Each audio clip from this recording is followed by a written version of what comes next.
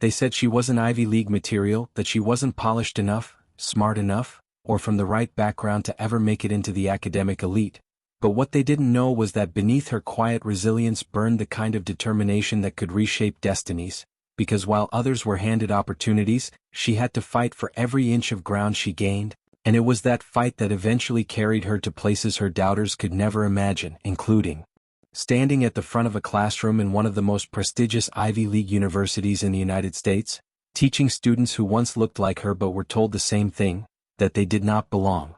Her name is Dr. Aaliyah Carter, a woman whose story begins not in privilege but in the dusty corners of a struggling public high school in Baltimore, Maryland, where underfunded classrooms, worn-out textbooks, and teachers stretched far too thin created an environment where potential was often buried under systemic neglect. But even in that environment she stood out, not because she had straight A's or access to private tutors, but because she refused to give up no matter how many times the system failed her. From a young age she loved books, often sitting in the tiny public library 2 blocks from her apartment, reading anything she could get her hands on, from Maya Angelou's poetry to science textbooks a grade level above her, and though her grades didn't always reflect it, her mind was hungry and sharp.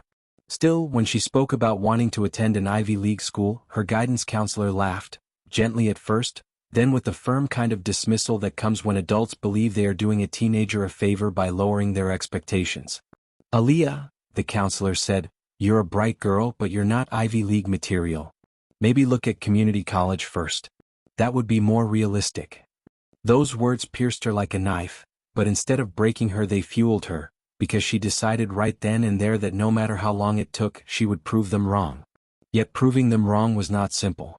At home she lived with her mother, a nurse assistant who worked double shifts to keep the lights on, and her younger brother Malik, who often needed help with homework while their mother was away.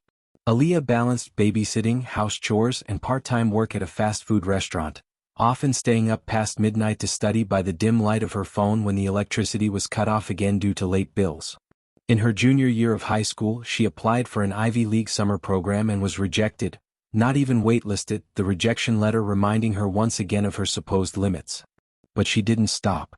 Instead she doubled down, seeking out free SAT prep courses at the community center, watching online tutorials, and practicing essays until her writing sparkled with clarity and voice. By senior year she had improved her SAT score significantly, though still not in the 1500s where Ivy schools often looked, but she applied anyway. Her teachers warned her to have backup options, and her classmates teased her mercilessly, saying, "Girl, you really think Harvard or Yale is gonna want somebody like you?" But Aaliyah sent in her applications, pouring her soul into her essays about resilience, community, and the hunger to learn. Weeks later, the rejections rolled in, and her heart shattered with every unopened envelope she already knew was a no. Harvard rejected. Yale rejected. Princeton rejected. Columbia rejected. Every Ivy League school gone. She collapsed on her bed the night the last letter came, sobbing quietly so her brother wouldn't hear, the words of her counselor echoing in her head, "You're not Ivy League material." She could have stopped there. She could have chosen to fade into the background of forgotten dreams. But Aaliyah had something deeper inside her, an unshakable refusal to quit. She enrolled in a nearby state university, one that wasn't prestigious, but it gave her the chance to keep learning. And once she got there, something inside her ignited. Freed from the labels of high school, she excelled in ways no one had predicted. She took extra classes, joined debate teams, interned at research labs, and for the first time in her life, she began to realize her own brilliance. Professors noticed her, encouraged her, and began to whisper something she had never thought she'd hear again: "You should think about graduate school." At first, the idea seemed impossible, but Aaliyah remembered those Ivy League rejections and thought, what if I try again, not for undergrad but for graduate school? What if that's my way in? With renewed determination, she began researching programs, scholarships, and mentors, often staying up late in the library with her laptop until security guards asked her to leave.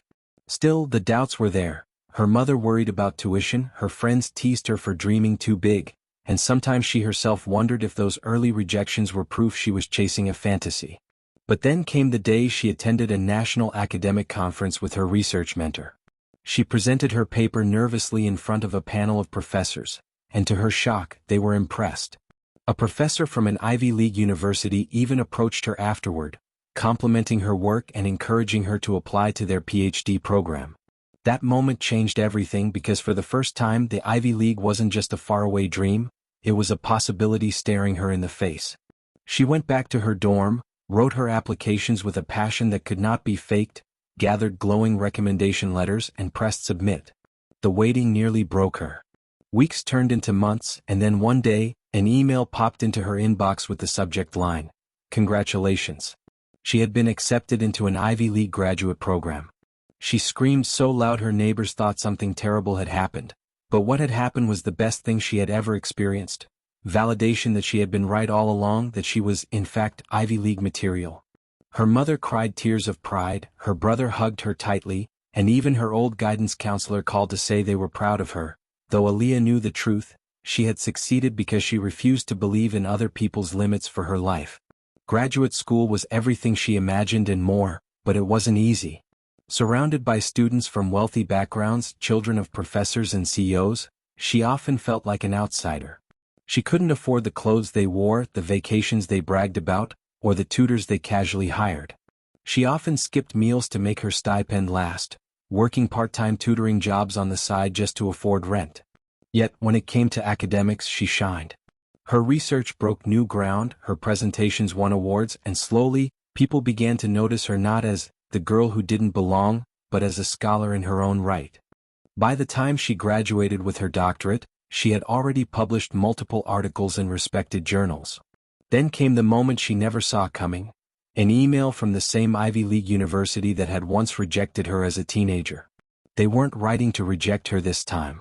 They were writing to invite her to join their faculty as an assistant professor.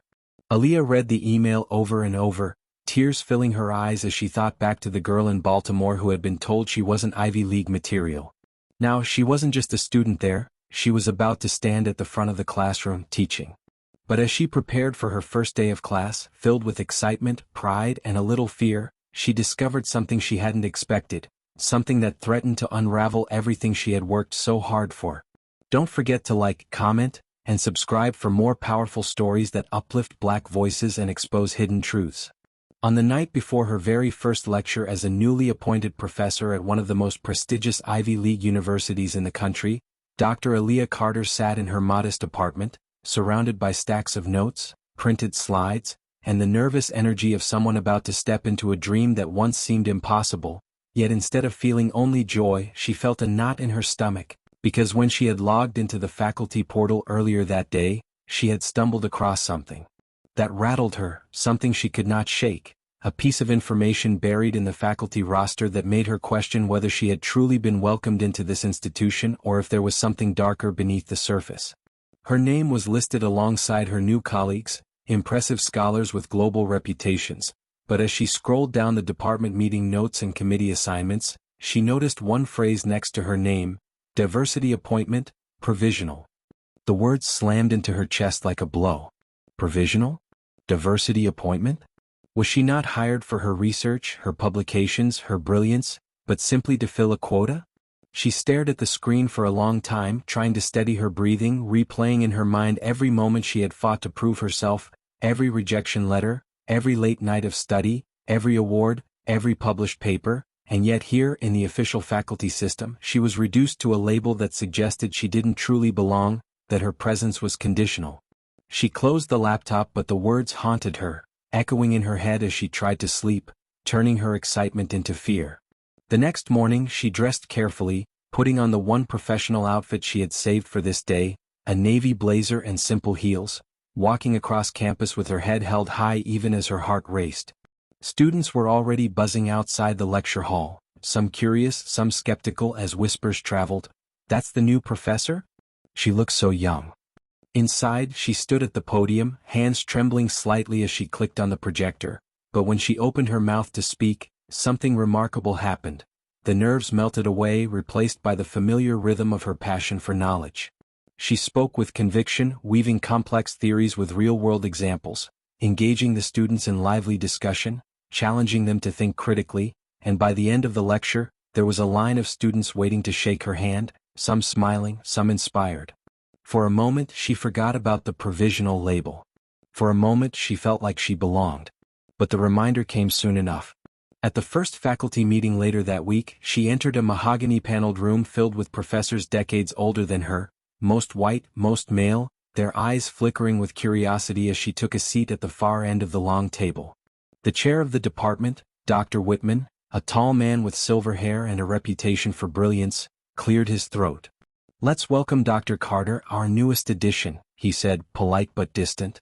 The applause was brief, perfunctory, and then the meeting moved on as if she weren't there. Throughout the meeting she tried to contribute, but each time she raised a point she was interrupted or brushed aside.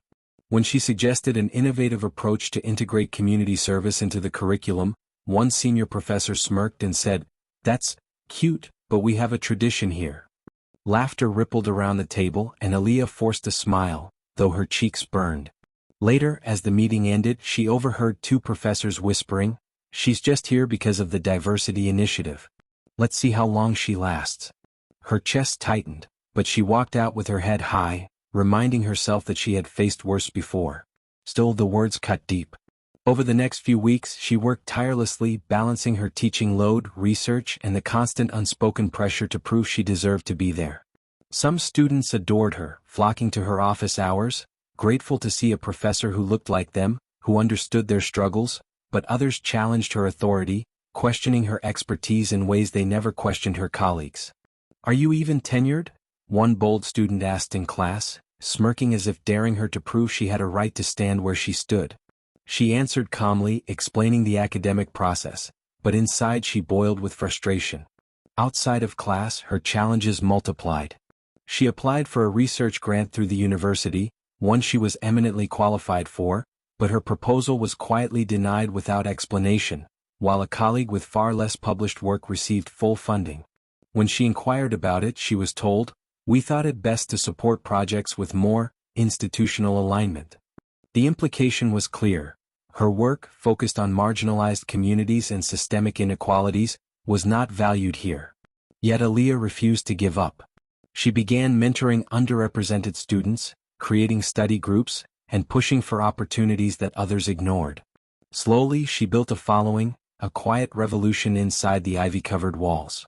Students began to whisper about her as the professor who cared, the professor who pushed them harder than anyone but also believed in them when no one else did. Still, the resistance from her colleagues grew. One day she arrived at her office to find a note slipped under her door. "Imposter. Go back where you came from." Her hands shook as she held the note, but instead of breaking down, she pinned it to her bulletin board as a reminder of why she was there. Yet beneath her strength, doubt festered. Was she truly wanted here, or was she fighting a losing battle in an institution built to exclude people like her? She thought back to that phrase in the faculty portal, "diversity appointment, provisional." It haunted her, making her wonder if her contract could be terminated at any moment. One evening, as she walked across campus under the glow of lampposts, she ran into Dr. Whitman, the department chair. He greeted her stiffly, then said something that froze her in place. "Dr. Carter," he said, "I trust you're settling in, but I feel I should be transparent with you. There are some concerns among the faculty about your appointment. You're here on a provisional basis. If you don't meet certain expectations this semester, your contract may not be renewed." Aaliyah's breath caught in her throat. "What expectations?" she asked, but he only gave a tight smile. "Excellence, of course. I'm sure you'll do your best." He walked away, leaving her standing in the cold night air, her dream teetering on the edge of collapse. In that moment she realized the truth: she hadn't won yet. Getting here was only half the battle. Now she had to fight to stay. She went home that night, sat at her desk, and stared at her notes, her research, her student evaluations, and thought of every barrier she had already overcome. They doubted her in high school. They doubted her in undergrad. They doubted her in grad school. And now, even here, they doubted her again. But she swore she would not be pushed out. Not now. Not after everything. Yet just when she resolved to fight harder than ever, something unexpected happened. An anonymous email landed in her inbox with the subject line, "The truth about your hiring." Her heart pounded as she clicked it open, and what she read inside made her blood run cold, a revelation so explosive it threatened not only her position at the Ivy League but her entire career. Don't forget to like, comment, and subscribe for more powerful stories that uplift Black voices and expose hidden truths. The subject line still burned into her eyes. The truth about your hiring. As her fingers hovered over the mouse, her chest tight, her heart beating so hard she could hear it in her ears, and with one deep breath she clicked the email open, bracing herself for whatever storm it might bring. The message was short, almost chillingly brief, but its words carried the weight of a bombshell. You were not the department's first choice. In fact, you were not even on the shortlist. Your appointment was forced through by administration for optics. They needed a diversity hire after recent scandals. They are already planning to review your contract at the end of this semester to quietly replace you. Do not trust anyone. Protect yourself. There was no signature, no name, only an anonymous email address that gave nothing away. Aaliyah sat frozen, her hand trembling as she read it again, then again, her mind spinning. Could it be true? Had her appointment not been the recognition of her work but the result of some bureaucratic push to polish the university's image? Her stomach twisted with nausea at the thought that everything she had fought for, everything she had believed she had earned, might be tainted by the perception that she was nothing more than a token, a box checked to shield the university from criticism. She wanted to dismiss it, to delete the email and chalk it up to some cruel prank, but the phrase, provisional diversity appointment she had seen in the faculty portal echoed in her mind like a confirmation. She closed her laptop and pressed her hands to her face, whispering, No, I've worked too hard for this. They can't reduce me to this. But the doubt gnawed at her, relentless. The following day she entered her classroom with her usual composure, but inside she felt exposed, as if every student was silently wondering whether she belonged. She pushed through, delivering her lecture with fire, engaging students until they leaned forward in their seats, yet when she left the room the whispering voices of doubt returned. Was her success real, or was it all a carefully staged act by the administration? That week she began to notice subtle signs she hadn't paid attention to before. The way some faculty members avoided her in the hall, the clipped smiles at department meetings, the sudden scrutiny of her course evaluations. It was as if the anonymous email had peeled back a veil, and now she saw the hostility around her more clearly. Still she resolved to fight back. If they wanted to doubt her, she would give them undeniable proof of her worth. She redoubled her research efforts, staying up late nights in the library, submitting papers to top journals, and preparing a groundbreaking conference presentation that she knew could elevate her reputation nationally. But as she worked, the email gnawed at her and the question grew louder. Who sent it? Was it a friend trying to warn her, or an enemy trying to rattle her confidence? She decided she had to find out. She traced the email's metadata as best as she could, enlisting the help of a tech-savvy student she mentored, but the address was masked, routed through encrypted servers. Whoever sent this knows what they're doing, the student said. But I can tell you this much, it came from within the university's network. The revelation sent a chill through her. Someone inside the institution had sent her that warning. But who? And why? Meanwhile, her tension with the department chair, Dr. Whitman, grew sharper. At one faculty meeting, when she presented an idea for a cross-disciplinary initiative that would connect Ivy League resources to underserved communities, Whitman cut her off with a dismissive wave. That's admirable, Dr. Carter, he said, his tone dripping with condescension. But our focus here is on maintaining academic excellence, not social work. A few professors chuckled, and Aaliyah clenched her jaw, swallowing her anger, determined not to give them the satisfaction of seeing her break. But later, as she gathered her notes, she noticed one professor, a younger woman named Dr. Patel, slip her a folded paper. Aaliyah opened it discreetly in the hallway, her breath catching as she read the hastily scribbled words. Be careful. Whitman has been pushing for your removal. Meet me after class tomorrow. Don't tell anyone. Her heart raced. Was Dr. Patel the one who sent the email? Or was this another trap? She spent a restless night debating whether to meet her, but her hunger for answers outweighed her fear. The next day, after dismissing her students, she lingered in the classroom until Dr. Patel slipped in, glancing nervously over her shoulder before closing the door. Dr. Carter, she whispered, I don't have much time. But you need to know. The rumors are true. You weren't the department's choice. Whitman fought hard against you. He wanted someone else, someone from his own circle. But the administration pushed you through because of pressure from activists and donors demanding diversity. Whitman has never forgiven you for that. He's waiting for you to stumble so he can push you out. Aaliyah's chest tightened. Why are you telling me this? She asked. Dr. Patel sighed, her eyes flickering with sympathy. Because I've seen this happen before. You're not the first. They bring us in for optics, but they don't support us. They isolate us, undermine us, and then let us fail. I don't want that to happen to you. Aaliyah swallowed hard, her throat dry. What do I do? Dr. Patel leaned closer. Be perfect. Publish. Network outside the department. Make yourself too visible, too valuable to get rid of. And watch your back. Whitman plays dirty. Before Aaliyah could ask more, Patel slipped out of the room, leaving her alone with a storm of emotions. That night, Aaliyah sat in her apartment staring at the anonymous email, Patel's warning ringing in her ears. The walls felt like they were closing in. She realized she was in the fight of her life, not just for her job but for her dignity, her future, her right to exist in a space they said wasn't for her. She whispered to herself, I've beaten the odds before. I can beat them again. With renewed fire, she threw herself into her work. She drafted a paper so bold, so groundbreaking, she knew it could not be ignored. She prepared to present it at a national conference where top scholars, including those from rival Ivy League schools, would be present. She believed that if she made a splash there, she could shield herself from Whitman's plots. But just as she began to feel momentum, something devastating happened.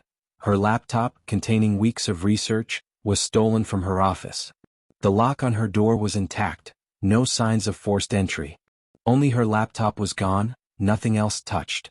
Her heart sank. This was no random theft. Someone had targeted her work. Panicked, she reported it to campus security, but they were dismissive. Probably just a student thief, they said. But she knew better. The timing was too perfect. Shaken but not broken, she scrambled to recover what she could from backups, burning the midnight oil, pushing herself to exhaustion. By the time she boarded the train for the conference, she was running on fumes but clutching the salvaged draft of her presentation. At the conference, she stood before a packed audience, nerves jangling, but as she spoke, her voice grew steady, her arguments sharp, her research compelling. The audience leaned in, captivated. When she finished, thunderous applause erupted, and several scholars approached her afterward with admiration, some offering collaboration opportunities. For the first time in months, she felt hope. Yet when she returned to campus, the storm she had feared was waiting. An envelope sat on her desk, marked confidential. Inside was a formal letter from the dean's office, cold and clinical. Your performance this semester has raised concerns. The faculty will be reviewing your appointment. Renewal is not guaranteed. Aaliyah's knees buckled, her vision blurring as the words sank in. Despite her triumph at the conference, despite everything she had done, the machinery of the institution was already moving against her. Rage surged in her chest. She grabbed her phone, ready to call Dr. Patel, but then another email notification popped up on her screen. It was from the same anonymous address as before. The subject line made her blood run cold. Whitman is not your only enemy. The truth goes deeper than you think. Meet me tomorrow at midnight in the library archives if you want proof. Don't forget to like, comment, and subscribe for more powerful stories that uplift Black voices and expose hidden truths. The words, "Meet me tomorrow at midnight in the library archives if you want proof," burned in her mind all day, haunting her lectures, her office hours, her conversations. She pretended to be fine, smiling at students and nodding politely to colleagues, but inside, her heart was pacing laps around her ribs, each beat reminding her that midnight was coming. She tried to convince herself not to go, to ignore the email and focus on her teaching, her research, her conference connections, but the gnawing need for truth was unbearable. If she didn't go, she would always wonder, and wondering was worse than fear. That night, as the campus settled into silence, Aaliyah dressed in dark clothes, her hands trembling as she slipped her notebook into her bag. She walked across the quad under the cold stare of the moon, the library looming ahead like a cathedral of secrets. Every window was dark except for a faint glow from the basement where the archives were stored. She hesitated at the door, glancing over her shoulder, half expecting campus security or Whitman himself to leap from the shadows. But there was no one. She pulled the heavy wooden door open and descended the narrow staircase, her footsteps echoing against stone walls. At the bottom, she entered the archives, rows of ancient books, dusty boxes, and bound ledgers stacked floor to ceiling. The smell of old paper wrapped around her, thick and musty. A single lamp flickered in the corner. "Hello," she whispered, her voice barely audible. No answer. She swallowed hard and stepped further in. I'm here. You said you had proof. Silence stretched, pressing against her ears. Then from the shadows a figure emerged, a hood pulled low, face obscured. Aaliyah's breath caught. Who are you? She demanded, forcing her voice to steady. The figure raised a hand. Not here, they said in a low voice. We don't have much time. They handed her a thick folder, the edges frayed. Everything you need to know is in there. Whitman isn't the beginning, he's just a pawn. The real power is above him. Aaliyah's pulse spiked. Above him? What do you mean? The figure's eyes darted toward the door. They'll know if I stay too long. Just read it. But be careful who you trust. And before she could ask another question, the figure disappeared back into the shadows, footsteps fading until she was alone with the folder trembling in her hands. She opened it right there beneath the lamp. Inside were memos, emails, and committee notes stamped confidential. Her eyes widened as she read phrases like strategic diversity placement, trial appointment subject to review, and optics to counter reputational damage. One document listed her name alongside others with a column labeled sustainability. Next to her name, low. Her stomach dropped. They had marked her as expendable before she had even set foot in the classroom. But worse still, the notes revealed that the administration had orchestrated a silent system, rotating scholars of color through temporary positions for show, then discarding them once the spotlight dimmed. Don't forget to like, comment, and subscribe for more powerful stories that uplift Black voices and expose hidden truths. Her hands shook as she clutched the folder against her chest, the weight of centuries of systemic manipulation pressing down on her shoulders, and for a moment she could hardly breathe because it wasn't just about her anymore, it was about every name on that list, every scholar who had been welcomed with false promises and then erased when they were no longer useful, and rage mixed with sorrow in her veins until it felt like fire in her blood. She left the library that night with determination sharpening every step, and by morning, exhaustion sat heavy in her bones, but her mind was sharper than it had ever been, crystal clear with purpose. She couldn't keep this folder hidden, but she also couldn't release it carelessly because the machine she was up against had claws, it had teeth, it had a way of chewing people up and spitting them out until their reputations were shredded. She needed allies, strong ones, smart ones, people with influence who could not be silenced. That week, while she smiled and taught her students about literature and resistance, she sent discreet messages to the journalists from the conference, to the alumni who had whispered support, to the colleagues who had once confided in her that the walls of the institution sometimes felt like they were closing in. Slowly, carefully, she built a circle of trust. Then one night, they gathered in her apartment, 6 people packed into the small living room, the folder spread across her coffee table.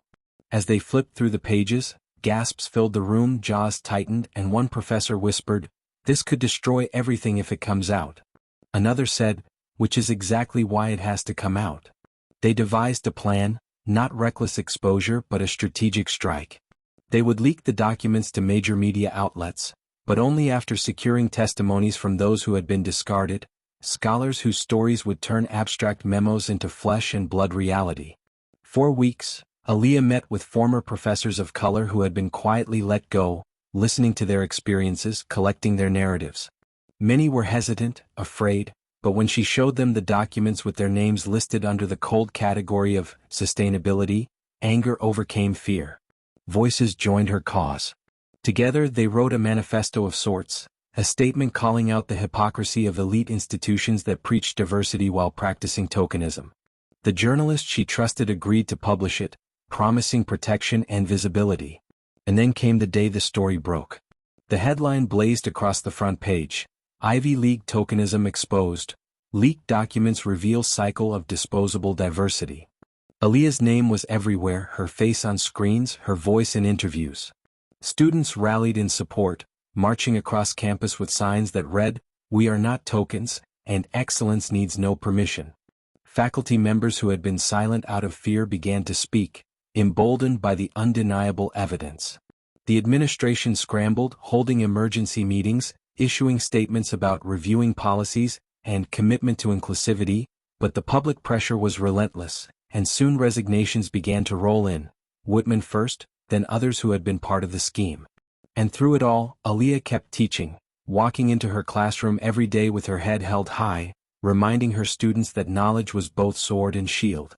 Weeks turned into months, and she was invited to deliver keynote speeches, to consult on new frameworks for real equity, to guide institutions across the nation in dismantling the very systems that had tried to silence her. Her name, once written under low sustainability, was now synonymous with courage, intellect, and truth. And then came the moment she never imagined, when the dean's office called her in and offered her not just a renewal, but tenure, an unshakable place at the heart of the institution that once questioned her worth. She accepted, but not for the title, not for the prestige, but because she knew that her presence there was not symbolic, not temporary, but transformative. On her first day as a tenured professor, she stood before a lecture hall packed with students from every walk of life, eyes wide with anticipation. She looked at them and thought of the long journey, the doubt, the rejection, the whispered warnings, the midnight meetings in dusty archives, the risk of speaking truth to power, and she smiled. "They said I wasn't Ivy League material," she began, her voice steady, strong, unshaken. "But I'm here to tell you, no one else defines your material. Only you do." The hall erupted in applause, a wave of sound that carried her higher than any degree, any title, any recognition ever could. She had not just survived the Ivy League. She had changed it. And in that moment she knew her fight had been worth every scar. Never let others define your worth. Institutions, individuals, and systems may try to box you in, diminish you, or dismiss you, but resilience, truth, and integrity will always outshine doubt. The barriers placed before you are not signs that you don't belong, they are proof of just how much the world needs your voice, your vision, and your courage. Don't forget to like, comment, and subscribe for more powerful stories that uplift Black voices and expose hidden truths.